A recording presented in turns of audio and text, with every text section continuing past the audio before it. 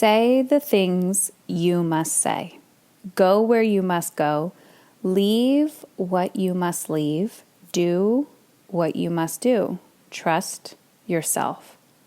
When they say, you seem out of control, you say, thank you. That's the plan for the rest of my life. Glennon Doyle, Untamed.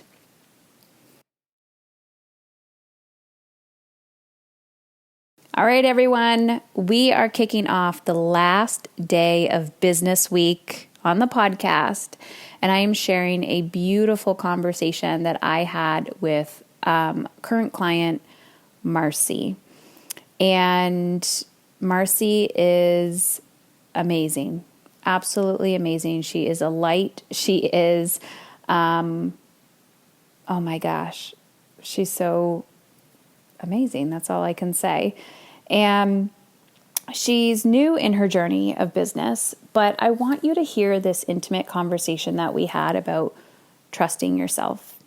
And Marcie has big faith, but also big desires and big dreams and big goals. And I think often when we can have faith, we can have belief, whatever your belief system is, and you can have equally as big goals, desires, dreams. And when you marry both together and you co-create with them, what you have is a freedom-based lifestyle. And when you have a freedom-based lifestyle, you often find yourself, what I say, always vomiting and shitting your pants because you're like, oh crap, I'm actually doing this. And your nervous system overreacts because you get really nervous, you get scared. And I think it's really important to understand that it's okay to be scared. It's okay to feel guilty. It's okay to feel overwhelmed. It's okay to be human. And that kind of quote I just read from Glennon Doyle in her book, Untamed, I actually received from her Instagram. And in the caption, it writes, women who are best at the disappearing act earn the highest praise. She is so selfless. Can you imagine? The epitome of womanhood is to lose oneself completely. That is the end goal of our patriarchal culture. Because a very effective way to control women is to convince women to control themselves. Interesting. Convince women to control themselves. And the interesting part is, this podcast is called Mom is in Control. And a lot of you have found me from parenting, trying to find parenting support and also feeling in control of your life.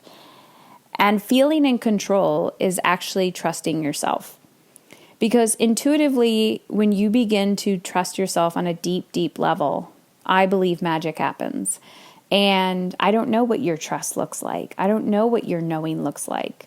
But I can tell you right now, when you're guiding yourself back home, surrounding yourself with like-minded women who are here to guide you home back to yourself, that is when everything clicks and you feel in alignment. So let's dive into today's interview with Marcie, and I highly, highly encourage you to send me a message that I can pass along to her. So find me at Heather Chauvin on Instagram. And if you are interested in joining us for the next round of Mastery Business, head on over to Heather Chauvin, my name, CHAUVIN.com/business. Get on the wait list, and there you have the opportunity to book an intro call to see if Mastery Business is a good fit for you. And we definitely reach out when we are opening the doors again. But if you're eager to do that, now is the time. All right, let's dig in.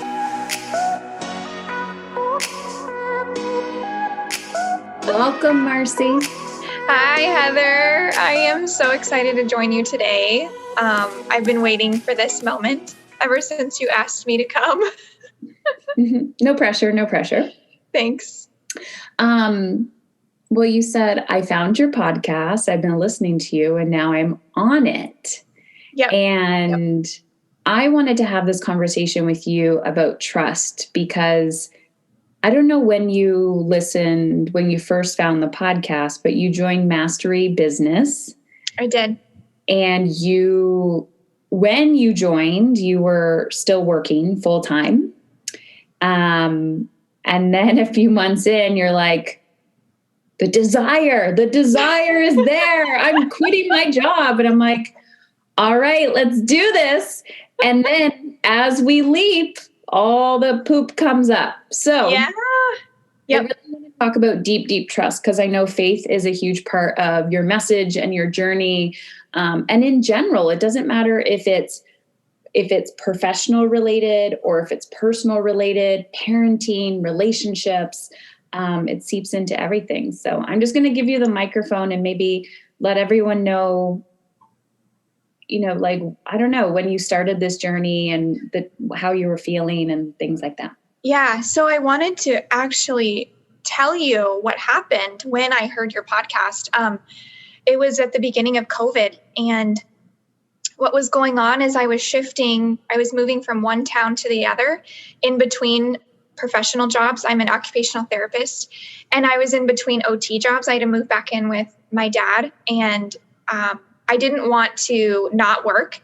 And so I decided to be on the COVID relief team at a meat plant. And it was so intense and emotionally a roller coaster. They gave me just crazy jobs, like go take temperatures, go put up all these signs. A lot of our employees were refugees. And so I was serving refugees, and I saw this melting pot of humanity right in front of my face. And I saw this cry for love and for service. And so, but I was lost on the inside because I was sitting in a hallway and I didn't know what was going to happen. I didn't know when I was going to find a job. So I was Googling on, podcasts, parenting podcasts, and I found yours. And I listened to it every day while I was at work, when I was hanging up signs in 5 different languages. And what really struck me was the energy that you had and the energy that I felt when I was listening to it. And I would get these desires to want to heal people and want to help people and want to put life into them. But I had to get my life back. I had to do something because I knew that I needed wholeness. I needed to be more complete and to receive. And I needed support. And so I found that in the podcast, and I signed up. I love that.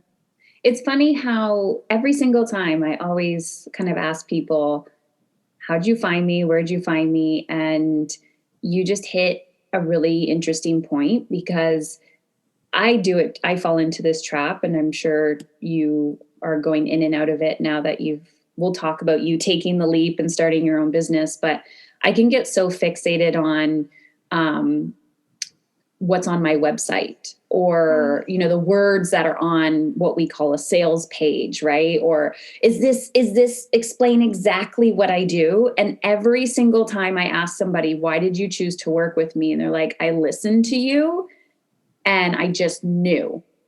And it's confirmation that, one, when we're just speaking our truth, the people who need us will find us. And two, it is your energy that people are attracted to. It is not how pretty your website is or how, beautifully crafted your Instagram feed is. This is truly about how you lead your life. And that's so interesting to me. Yeah. And the trust component happened in a circumstance of feeling so lack of in my current situation that pivoted me to something bigger and better. I was having dreams about leaving my current job. I was around, sick people all the time, and my body was it was taking a toll on my body, my mental health and my physical health. And then I was going through the manifestation process of figuring out what I wanted and how I wanted to feel. And no one had ever asked me those two questions in my entire life. What do you want and how do you want to feel? Wow. That's so like second nature to me now, but I can understand that because I did not get those questions asked to me when I was older or when I was younger. So what started to happen when you started to think in possibility and answering those two questions for yourself? I started having really deep desires, but it came out as an emotional mess. So, for example, I became so angry that I wasn't chasing it, that I would become guilty and resentful and started taking it out on myself. And I would get angry with my daughter. And I was like, it has nothing to do with her. It's everything to do with what I'm not doing that I really want to. And the lack of decision, because indecision can be super toxic. Hurrying and indecision. I always tell people, and I love that you're bringing this up. So it's you and your daughter. You moved in with your father. Were you recently separated or was this previous? So I've always raised my daughter on my own. Mm-hmm. My daughter's biological father kind of left when I was 5 months pregnant. And so that was the last situation that brought me to my knees and what is going to happen. Mm-hmm. But the unknown launches us into growth and to trust, because there's no other option but to trust, unless you're just going to lay on the couch all day and live in fear. And I knew I didn't want to live in fear. And I knew that when I did trust in the past, it worked out and things happened that I couldn't explain and that had nothing to do with it wasn't me, it was God. It was some love. I just had to receive it and learn how to receive. And I think as women today, we forget how to receive because we do and go and we think we can be all things. And we've forgotten the art of reception. Oh, I love this. Okay. So how do you, in your opinion, and I know some of it, you might still be in it. And to me, it's an ebb and flow, right? Like we can flow in trust and receiving, and then we can get away from it. And it's like, we can always use our tools and to get back, and life will kind of show us when we're not in receiving mode.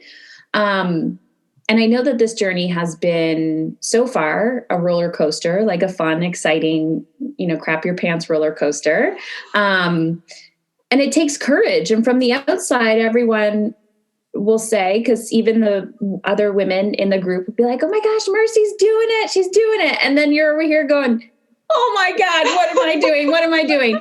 And so, when we're in it, we're like, this is the worst feeling ever. And then everyone else is like, you're so courageous. You're so inspiring. And you're like, come over here with me. It's like very uncomfortable, but it kind of like what you just said, it forces you to step into that space of trust and faith and knowing that, good things are coming. So explain a little bit of the vulnerability of the process of coming back to trust all the time when there's no going back, you've burnt the bridge.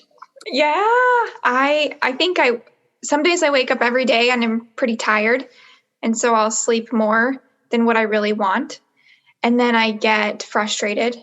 But then I remember I go back to the why, and I go back to the dream, and I go back to what I'm worth, because a lot of women think that they're not worth more.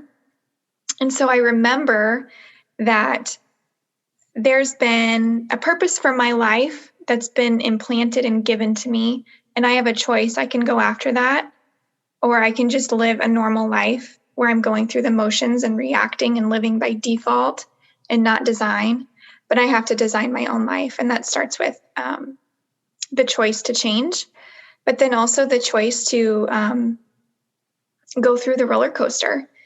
And it's not easy. It's not an easy life. There's doubt, there's fear, there's critics. There's days where I do want to go back and get off of it. But then I just remember going through the manifestation process and unearthing everything that I've always wanted and remembering that my dream is actually necessary for others. So it's not about me. It's about saying yes to my plan for the sake of those around me to create more light and more hope in the world for women. And then that infiltrates like towards their families. Yeah. This is so, there was a moment when I make everything about me, that's ego. Like it is so, people are like, that's so selfish. I'm like, you're stuck in ego, right? It could be something as small as eating a meal, going for like a silent walk, to leaving your job, to being of service, whatever that is in your capacity, your desire. When you feel like it's selfish, to me, that is living from ego. But when you're living from purpose, when you're living from greater impact, then you get out of that mental loop. And there was, I don't know about you, and maybe you can pinpoint it, or maybe it's moments of radical responsibility. Like when I chose, okay, I'm done with suffering. And this was actually when I became a mother. I'm done with this, but I didn't know how, because I didn't have role models. So I had to figure it out myself. I didn't realize what radical responsibility was. So I'm curious your perspective on that. Oh, that's an amazing question. I think radical responsibility starts from a place of humility, of admitting that I don't have it all together. But then also you have to be very gentle with yourself, because you can also come into this trap of look at my mess, look at what I am not. And then there's a tendency and a temptation to self-condemn and to self-criticize. But then I asked myself, no one taught me how. So one of my flaws or issues was I didn't know how to set boundaries. I grew up in an environment where there was zero, and no one taught me how. I learned it from school, from going to a structured private school. That's where I learned it. But I could not, I had to guess what that looks like in a family unit, in a relationship. So I had to be gentle with myself. And then I realized that taking radical responsibility for my life was going to lead to a greater freedom. And it is patience over progress, or being patient, progress, not perfection. I like that though. Patience over progress. you gotta have patience too. Yeah. I love it. Absolutely. So let's talk about taking radical responsibility for your energy. Yeah. Because that's something that I'm big on. And I find a lot of times when I talk about energetic time management, like there's different layers, right? The first one is basic organization, basic, but then it's like your mental energy, your belief energy, like all of that stuff. So curious your thoughts on that. So lately I've been working on mind management. So when I get into a rut, there's days in my apartment where I live in an apartment and it feels like a box. So then what happens is you're so, you feel trapped. So you want to get out. So whether that means I go for a walk and get my mind where it needs to be, or I just go to a coffee shop. But I've never been taught that I was in control of my own energy, struggling with or depression, anxiety, different elements, parts of my life when I've struggled with that. And it still comes and goes. But I have a solution now. Energetic time management is something that takes trust, because the hustle and the lie of the world that you have to just keep pushing to get more done, to get more money, to get more results. And so trusting the process of ENT. ETM. You said ENT. ETM. Yeah. I was like, ENT sounds like a OT medical term. I'm like, what is that? ENT. Energetic, not time. Energy, not time. Right. That could be ENT. Yeah, energy, not absolutely. Time. Okay. Oh man, so much we could talk about. This is you're just in it, Marcie. I say you're in the brave zone all the time. And when you're sending me messages, I'm like, trust. And I really try to hold people. And what I mean by that is, I can be the coach that could, the quote unquote badass coach. It's like, you got this, let's go, let's do the fucking work. But everyone is always mirroring back to me a moment in time along my journey, and to go, oh, I remember that feeling. And if I only knew, right? If I only knew where I'm at now, to go back and talk to that version of me where, you may be, it's like success. I remember a friend saying to me, Heather, success is inevitable. You just have to keep walking towards it. Like, wow. You're on a journey, and it's this fear of uncertainty, which I think the last year plus has, everyone's still grabbing on. The whole like in control part is like, I need to know. And it's like, you just have to trust and follow the path and walk, keep listening to yourself, the desire. But when I say this to myself, and maybe you can reflect back, but when I say this to myself, that success is inevitable, I don't really believe in failure. I believe in, feedback, like falling and then getting back up. You only fail when you stop, when you give up completely. But if I know, like if we know that something is on the other side of that mountain, like guaranteed, right? You're like, okay, I'm going to go towards it. Right. It's like, all I have to do is walk, 10 miles this way, blah, blah, blah. And I know exactly where I'm going. But with our desires, it's not like that. Right. Because we're like, it's an idea and that's it. And I have to have the perseverance to go towards it. So with the belief that success is inevitable, and you're able to manage your mind, because I'm teaching you how to do that, the energy of your mind, you're like, boom, I get in the higher vibration. We're going towards success. So what does that feel like to you when you're stepping into that space? Like, yeah, it's happening. It's already there. And I know exactly how to get there. Yeah. First, when I did it, it was really easy for me to say, look at all these other women that Heather is coaching. They're so farther along than I am. And I'm taking this leap of faith. Who am I to do that? And so then that self-doubt set in. Like, who am I to do that? I'm not formed yet. But in that leap of faith, it pivoted me faster to formation and taking radical responsibility. What was your question again? Who knows? This is what happens when you're just living in the moment. I know. Something about success. So what would success look like for you? Like, what are you really, really excited to create right now in your life for you and your daughter? I want to create an impact. What that looks like is I want to show up and teach her to go after her dreams, but then I want to show her how to go after her dreams and turn it into action. Part of my coaching program is that I help women figure out what their dream is and then turn it into actions and goals. So we can have dreams and have visions, and they're beautiful. I'm a visionary. I've always been a visionary. And I've always had logic, but then a free spirit. So you don't really fit in with the really logical people, but then you're a little too logical for the free spirits. But I've learned that what gift can that be, and being an empath and feeling people's emotions like they're my own.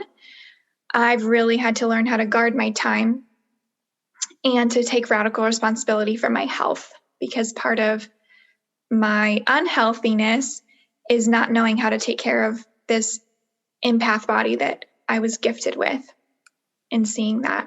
I want to talk about that because I attract a lot of empaths, or people who would identify, maybe they don't know they are, but they identify as highly sensitive, compassionate, or they are raising a highly empathic child. Mm-hmm. And the cultural label, and I'm not here to get in a debate about labels and medication and all of that, because I believe there's a time and place. We have to realize we are human having this experience, and there is beauty in all of it. And we're all on a different path.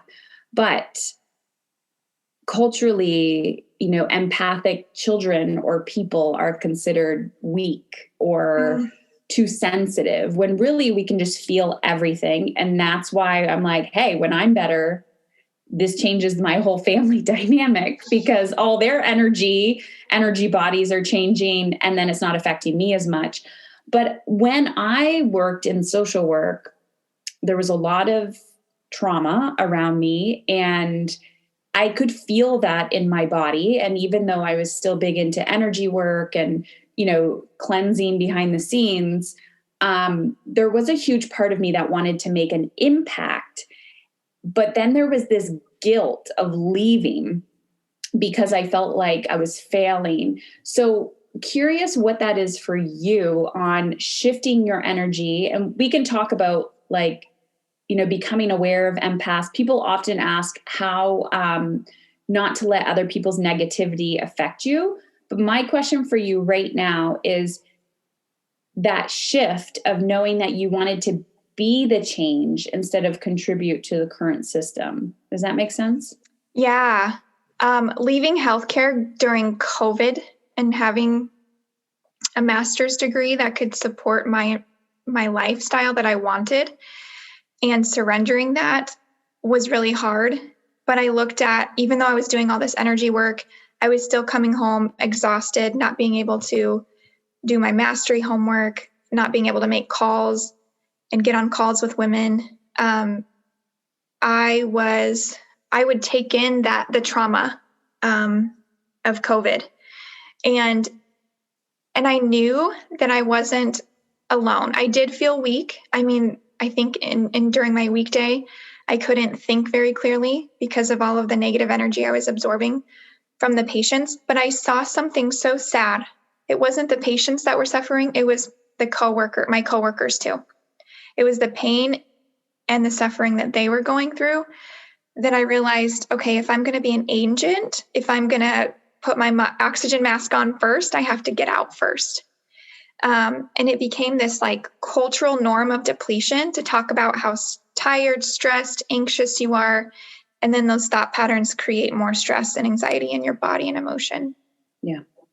So wanting to be the change, and you have to get out, especially if you have a big calling for that. I find not everyone has the same desire, right? Or calling. Yeah. So when the pull is there and it's just really trying to get your attention, it is almost, the contrast almost really gets loud. Oh yeah. It gets so loud. I would almost have screaming matches with it in my head. Mm-hmm. No, there's no way, And as I was dreaming, I dreamed of, I would love to be a public speaker. I would love to have a business that is so in line with my moral values and ministry and mission. But then I also, want to live in the country and have a nice place for empaths to come. Yeah. Yeah. I love it. So the more you manifest and you really, and then the biggest thing that I learned in my ministry that I teach other women is that this desire is actually from God. And desire means of the Father. Desire is of the Father. And so we were created by God, by a Father of love. And he put that in our heart ever since we were little. So we really have to go back to what our these deepest desires are, and they're meant to be fulfilled. But we're taught culturally not to listen to them. Yeah. Yeah. Yeah. Because they're, I think culturally, I believed that logically I had to go towards a career with money and security. And then it made sense. But ever since I was young, I dreamed of being a Christian life coach. And I forgot about the dream. I just pushed it under the rug. Oh, that'll never happen. Or, it's too hard. Yeah. So unearthing that dream again came up in the last 6 months. And I grew up Roman Catholic and ran as far away from that as I possibly could. And had to redefine my own definition of something greater. And that's what I love about the community that I've created as well, is some people come in, everyone has some type of belief of something bigger, but there's there's a lot of different types of beliefs, and everyone is very non-judgmental in that aspect. And I really enjoy having conversations with people of different backgrounds and just picking and like going, oh yeah, like I see it. I'm the type of person that if I'm trying to learn something, I will read 10 different books on it and then see the common denominator and be like, everyone's saying this, but in very different languages, like, in their own way. And the spirituality, religion, perspective, whatever, is interesting to me because every time I've read something in recovery for like cancer, like there's a book called Radical Remission. And like when doctors would say, I have no idea why this person lived, like they weren't supposed to. A belief in something bigger than themselves was one of the top like 3. And I would say that when I was diagnosed, and I've said this before, my first thought was, you finally have my attention. And I did not say God because I was still angry at that word, whatever that is. And now I would say my God is non-binary, not male or female, just, I don't know. And it's a feeling for me. I don't see things, I feel it. But we're all saying the same thing, but with our own belief and story and guidance. And it's just intriguing to me how humans, there is this spiritual side of us that we cannot explain and we forget it. Like that's the first thing that goes when we start living in the hustle mentality and modern culture of go, go, go, be scared, do all of this. And it takes conscious persistence to reconnect with that part of yourself. I agree. I have to, I appreciate all of that. There was a point in time where I had to redefine who God was for me and what he was based on past wounds and experiences. And some people, when they grow up in a religious background, they take in shame talk and guilt talk. And so that gets really involved in their subconscious beliefs about who God is and who he wants you to be, who he wants to be for you. And so when I redefine God as someone or something that was a source of love and unconditional acceptance, that's when things in my life started happening based on my relationship with him, and the trust factor got stronger. And I realized that my subconscious beliefs were false about who he was. And then I was involved in a support group that helped me, gave me permission to redefine who he was as the God of my understanding, which was beautiful. And I truly believe that we're not just a body walking around on earth, but soul and body, spirit and body.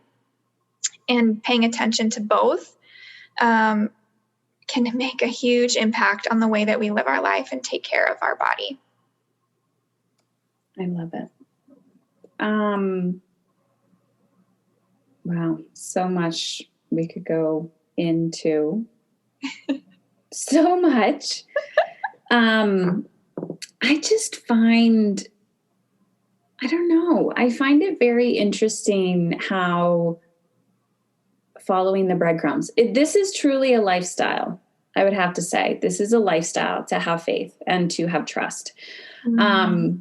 What is your relationship to trusting God? Yeah. Versus trusting yourself? I have to trust him more than I trust myself. Okay. And what does that mean? Yeah. So when it's knowing that I would say surrendering my will to his purpose for my life, because this wasn't my idea. But I liked it, and he saw more in me than I could see in myself. And the image he has of me and has of all of us is just unconditional love. And to rest in that and to receive love first from him, who is the source of love, really launches me forward to self-love and self-acceptance. So my relationship with him has changed I am dependent upon him for everything. And because I'm his daughter. And I didn't grow up knowing how to be a daughter, because I had to be the parent. And so when you don't even know how to be a daughter, sometimes you reject the idea of being receiving from a father of God. But you're bringing up all my daddy issues right now. Me too. Okay, then what does confidence mean to you? Like when people are like, I want confidence. I want to feel confident. Love it. I go on a retreat every year. It's called the Cloisters on the Platte. And there's 3 elements of the retreat that I go back to. It's love of God, love of self, and love of others. And confidence is having all 3 and asking, who am I and who do I belong to? Because I don't belong to myself. I belong. Uh-oh, where'd you go? I'm still here. You're fine. Okay. Go ahead. Who am I? Like, what's my identity? So we talk a lot about in the world, my identity. And I think identity is such a loaded question, and everyone has a different perspective on who am I. So my identity is defined by my daughterhood. Of being unconditionally loved. And that's where the confidence comes from, is I belong to a loving father. And that was not easy to learn how to do. But over time, the confidence came from my identity and real identity. We have a crazy identity issue in the culture today. It's rampant. And so false identity can get really scary for people and lead them to places of confusion. But that's what it was for me. I said, who am I and who do I belong to? That's where the confidence came from. I always just say, fuck it. take action, see what happens. And then my God universe is like, oh, you never listened to me. I told you to go this way. And I was like, don't tell me what to do. You're not the boss of me. And then I listen. I'm like, damn it. Okay. And every time I get smarter and smarter in the sense of what's the desire, and listening to that little voice. And yeah, they're getting louder and louder. And sometimes I notice right when I'm like about to wake up, I have all of these like thoughts, and I had something this morning and I cannot think of exactly what it was, but the feeling was, yes, Heather, I gave you this desire, this little whisper, act on it. Like, how many times do I need to say it to you? And then I'm like, don't tell me what to do. I'm such a rebel. I am too. It's hard to be like, do the homework, do this. And in both of my courses that I'm in right now. And oh my gosh, I was working with my spiritual mentor, and I said, I struggle with procrastination, but then perfectionism at the same time. And they are beasts. Where did I learn that? Why am I like that? And she said, well, it was, growing up the way you did. It's like a symptom. We have these symptoms. And the antidote for me was asking for help and admitting that I'm human and that I don't have to be perfect to please other people. Yeah. I think that's well, me and the word hard. I'm like, I think that's the challenge. The discomfort is the surrender and asking, right? Because I see that in so many women asking for help, or they're like, how do I do this? How do I do that? And I'm like, well, you're asking me, but you're not really asking, right? You're asking for the quick fix, or the like, just give me the little golden nugget so I can take it and run with it. And it's like, you got to completely surrender and say, I'm open to receiving support and feedback so I can then implement and move forward. And I didn't realize this, but as I was building my coaching business and my career in general, I often say now, like, we're co-creating. Like, I don't have the answers for you, but go implement, come back, let me know what's coming up. And then, we'll co-create and we'll figure it out. And I find that is one of the most challenging things for people, is to understand what co-creation is, because, and I do this with my children, I do this in every relationship that I'm in now. It is, I am just as valuable as you. We're equal partners here. And I have an expertise, you have an expertise, and, you came to me for some guidance, resources, whatever. And so we're going to mix it together because you're the expert, right? Like, you're the expert, and I'm going to give you what you need to make magic happen. And I'll challenge you and I'll push you, but there's no way that I have all the answers for you. Right. And I think that's one of the big mental shifts for people is, we are the expert in us, but we don't need to know everything. And we can allow those people in our lives that can co-create and guide us. I love it. I had to learn, the first community I was ever involved in. I think when we're in a community is a game changer. We're wired for community. And you study tribes, and throughout the history of mankind, people have lived in community. I remember listening to a talk about a reporter, and he went and studied a poor tribe in Africa and discovered how happy they were. And he said, what makes you so happy? He was interviewing these people. And they said, because I feel like I belong. I feel loved in this community. They feel belonged. They were no longer in isolation or independent mode. They weren't self-sufficient. Yeah. And they had nothing, but they had each other. And so what COVID has done, it's been more isolating to people. And so they lack that human need to feel belong, to be in community with others. And their community has gone virtual. And I think that's how I know that I've thrived, because I have virtual communities, and a safe space where I can go and I can just like release my emotional poop and not feel judged, which is huge. I forget how many people are walking around and they don't have that safe space. Yeah. So it manifests in their body as depression, anxiety, and it just continues to haunt them. And I only say that because I used to be there. So I think we all did. Well, people ask me how I got started on the podcast, and I'm like, I was literally screaming, am I the only one out there? And then people were like, wow, you're such an inspiration. I'm like, no, I was lonely and isolated, and was like, is anyone else struggling with parenting, feeling, not enough? And then just you begin to develop that. And I tell people all the time, like, lead your life in alignment with how you want to feel. What do you need?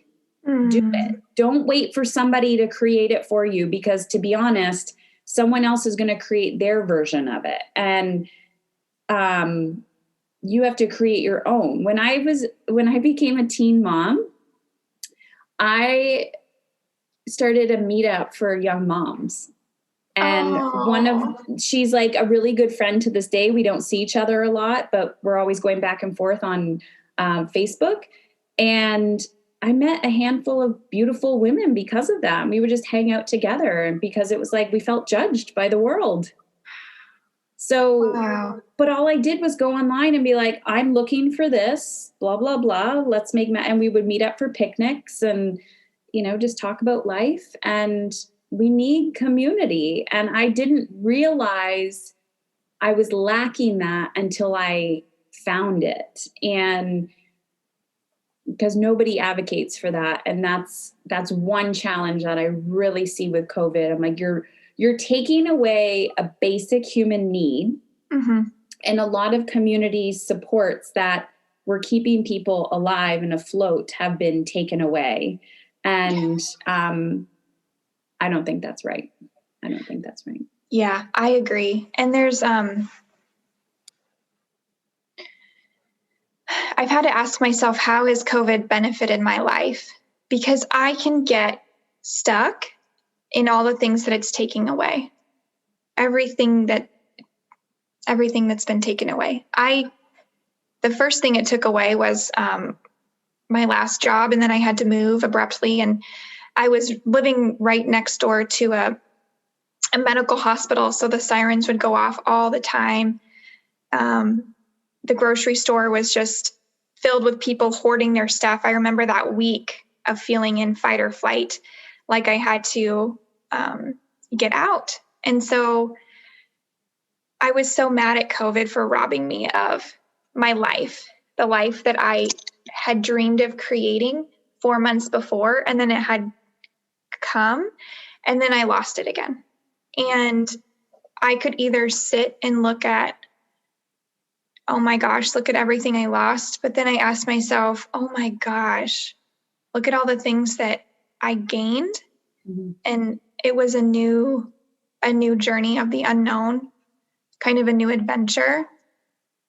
And I think with the unknown, because everyone is in the unknown, is this possibility. Yeah. You're living it. I'm living it. And it's not easy. It's not comfortable. It is uncomfortable. And I couldn't do it without community. Mm-hmm. And trusting. Yes. And I'll remind you all the time.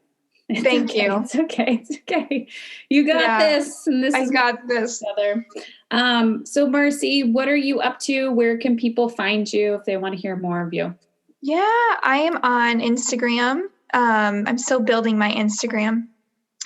It's a love-hate relationship. I'm on Facebook, and then I am the coaching group that I work with is called the Woman's School.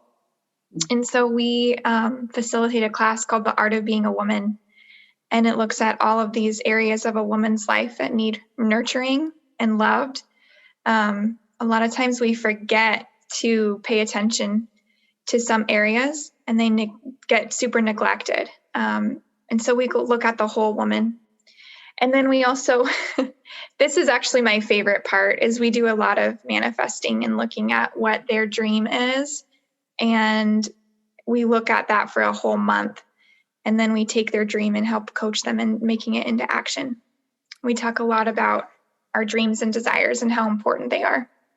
I love it. So where can people, so you said on Instagram, do you know your Instagram handle? I think it's marcie.minchow. Okay. How do you spell Minchow? Minchow. Perfect. Okay. We'll put that in the show notes. Cool. And they'll be able to find you. And I always encourage people, if you were inspired by this conversation, to send Marcie a private message. Because when I'm when I'm talking to myself and people send me messages, it's good to know I'm not talking to myself. And we appreciate the feedback to know we're not alone in the world, and it creates connection. And you meet the most beautiful people on Instagram and you're like, this is so cool. So Marcie, thank you again for being you, for being here and being a part of the community. Thank you, Heather. I am so blessed in so many ways. And I can't tell you enough like what your yes meant for me. Mm-hmm. And I know a lot of women feel and live their lives differently because of what you have said yes to in your life. And so thank you. Thank you.